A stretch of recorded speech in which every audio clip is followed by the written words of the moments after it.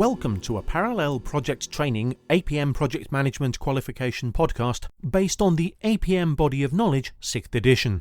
You should be using this in conjunction with our e-learning, study guide and potentially a tutor-led course. For more information, please visit www.parallelprojecttraining.com. Hello, my name's Paul Neighbour and welcome to another Parallel Project Training podcast. John's with me. Hello, John. Hello. Now, we're going to tackle a really difficult topic in this one, so we're going to try and do it within 20 minutes. That's right. So we are looking at program portfolio management and how that fits into project management. So the assessment criteria for this question are: differentiate between project and portfolio and program management, outline the characteristics of program management and its relationship to strategic change, explain the challenges a project manager faces when working in a program, and describe where the use of portfolio management may be appropriate. That's 20 minutes already. Oh, my neck. If people are doing these in order, they've just done the one on business as usual, haven't they? Yes. Now all of a sudden they got this one. Deep dive. I think, oh, God. The basics. What have I let myself in for? Right, so let's do some definitions first, shall we? Yeah. So we just defined what a project is in the last one. Let's define what a program is. A project's finite, and finite budget, finite time, set of procedures, temporary. To deliver change. To deliver change, yes. And basically a program's a bunch of projects. Yes, all connected together. Usually with a strategic objective. That's right. So common strategic objective. That's right. So they're all contributing to the one strategic goal. So the Olympics was a good example of a program. That's right. Stadium was one project. Yes. Swimming pool was one project. Security was another project. Yeah. You bung them all together and you manage them as a program. Yes. And you have a program manager. Yes. Good. Get paid more. Yeah, if you want to play more, be a program manager. If you want to get big bucks, you've got to be a portfolio manager. Well. That's where the money is. You reckon? Well, I reckon it's the CEO. But Yeah. So a portfolio is? A portfolio is the whole, everything the business is doing that's not business as usual. Yes. So every project, every program is effectively a portfolio within the portfolio. That's right. So you could have, let's say 10 projects in a portfolio along with 5 programs.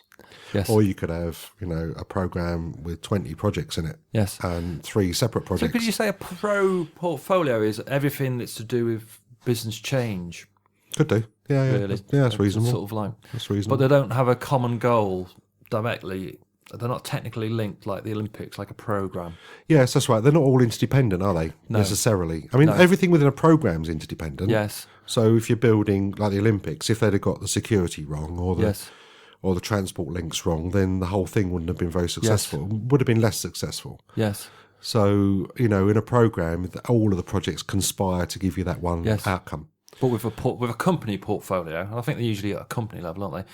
You might be maximising your profit, for instance, and if your new IT system doesn't turn out to be quite as successful as you hoped, it doesn't mean that your new product development projects are going to be necessarily a failure. No. So they're not as closely interdependent. Well, you get portfolio managers, don't you? Like some organisations will have a portfolio manager that's got half a dozen projects. Yes. But one might be in Lincolnshire and one might be in Cornwall. Okay. They're not connected together. So if one fails, it won't affect the others. Yes, they're sometimes called project directors because they're managing a portfolio of projects. So that's right. You need to be careful about job titles, really. Yes, because don't get confused between job titles and what people do.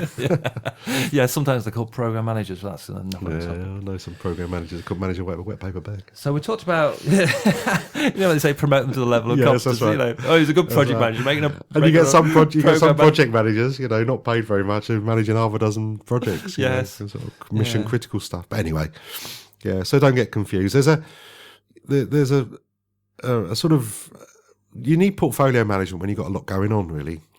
So if you imagine someone like Network Rail, or if you imagine someone like BAE Systems or BP, or that's right, John. It's often about getting the best value out of the resources that organisations have, and that means trade-offs between different departments. They might not want to expose themselves to too much risk. If you've got only so much money, or so much cash flow, or whatever, so many people, you get some. In a recession, small building firms, can't afford to buy lots of material, take on lots of projects because they can't fund the cash flow, for example. Yeah. So they've got to have some idea of what they can cope with. Or new product development is a good example, actually. We've got a couple of clients who make new products, and they've got loads and loads of ideas for new products, but because they've downsized their organisations, they've only got limited resources, so they have to decide which new product to bring to market when. Yeah. And So that's portfolio management. So portfolio management's appropriate where you need to screen the projects more carefully. Yes. Where you need to pay attention to the consequences of one on another. Yes. Where you've got Limited resources. Limited resources. Where you've got risks. Yes. And where where you're making sure that what you're currently doing is really what you want to do. Mm-hmm. I mean, I know an organisation that every February has an off-site meeting, and they call in all the project managers. They review every single project, and they can 20% of them and start another 4 or 5. Yeah, and that's quite a ruthless way of doing it, but it's quite effective. Yes, it's very yes. effective, very efficient organisation. Yes. But it's a bit ruthless. Yeah. Anyway, so I mean that's portfolios, and I mean Outline the characteristics of a program management and the relationships of strategic change. I think we covered that a little bit already, haven't we? Sort of like. Well, it's just to make sure that you don't have all this random stuff going on. Yes.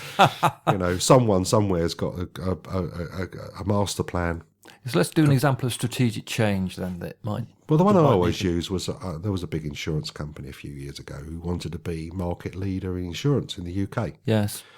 And two organisations merged, and over a period of about 5 years, they had loads and loads of projects to merge IT systems, Set up new buildings, offices, yes. firing loads of people, hiring loads of people.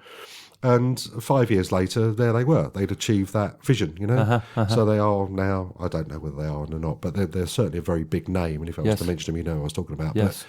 But, they actually achieved that overarching vision. And that's strategic change. And in order to organise that, it's convenient to organise that as a programme because you want everything to be coordinated. So you don't want to close one office before you've got the new office open, and you don't want one call centre opening before the other one. That's right. You don't want to lose all your current customers in the hope of getting some more later. That's right. That's right. And so your new IT system has to come at the right stage when your training's ready or your recruitment and your marketing has to tie in with your IT strategy. And so that's where a programme helps. So what are the challenges that you'd face in that sort of situation working in a programme? I think to a large degree, they're the same sorts of challenges you have if you're running a project within a business. Yeah, I think you're a bit more constrained though, aren't you? If you're part of a programme, you don't have that. If you're building a new hospital or a bridge, with a dedicated team, you're quite remote from the organisation. You can just sort of get on with it, really. Yes. You've got to focus and you just go, right, go. Yes, that's right. Off we go, and I'll do this for 5 years, and when I've finished, I'll do something else. And it's sort of project environment. In a programme, it's sort of like you've got to take account of all the other projects, and you're probably waiting for deliverables from other people who are putting infrastructure in, and so it's a bit more frustrating. I think. Programmes quite often have their own methods that they use. Yes. The project manager might not be familiar with them. Oh, I've got this blooming programme, 1-page status report. That's not the way I do it. Why is this program manager telling me to do it his way? Or her way? They're going to spend more time with the other project managers, so they're going to end up building a little network of sort of relationships with other project managers. So you might, I know people that are just very happy writing software. Yes. And all they want to do is get on with writing software. Yes. They don't understand that, it's a fat lot of good having all the software if the data centre's not finished. Yes, that's right.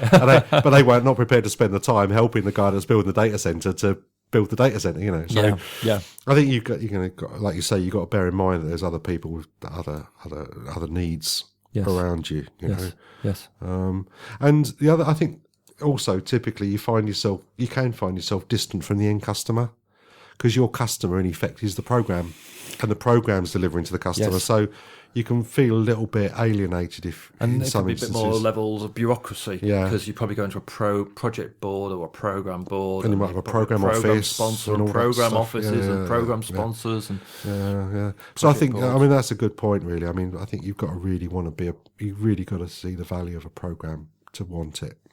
Yes, there's no point having a program just because it's the latest sexy word, That's right. Because arguably, you could do all you need to do with just a lot of good people talking to each other. Yeah. But I think as organisations get better at projects, you tend to find more programs. Yes, as they become more mature, because they sort of find their level, don't they? They've got a unit of measure, which is a project. And then they start to group them together for efficiency. Because we want to organise them in a more consistent way. Or effectiveness, I suppose. So you could argue that programs are effective and portfolios are efficient. I think there's a bit of both in each, but they're the sorts of words that you'd be using with both of them. Yes. Oh, because programs are focused on the goal, whereas portfolios are focused on getting the best out of the best value out of the resources. Programs are more effective at corralling and marshalling a number of projects to achieve one goal, whereas portfolios are more efficient because they're better at sharing resources organisation-wise and sharing risk and money and that sort of thing. So it's a difficult corner to argue, I think, because they both do a bit of both, but it's worth thinking about when we do the answers. So a typical exam question might be... well, I think the assessment criteria are the exam questions. You think? Yeah, differentiate between project management and portfolio and program management. I mean, outline the characteristics of program management, its relationship with strategic change. We're not going to go into more in detail in here. They're in the book and they're in the e-learning. And if you want to have a go at the question, we'll mark it for you in the study guide. In the study group? Yeah. Good. Thank you, John. We hope you enjoyed this podcast and found it informative. To order a study guide, e-learning, or a tutor-led course to go with this podcast, please visit www.parallelprojecttraining.com.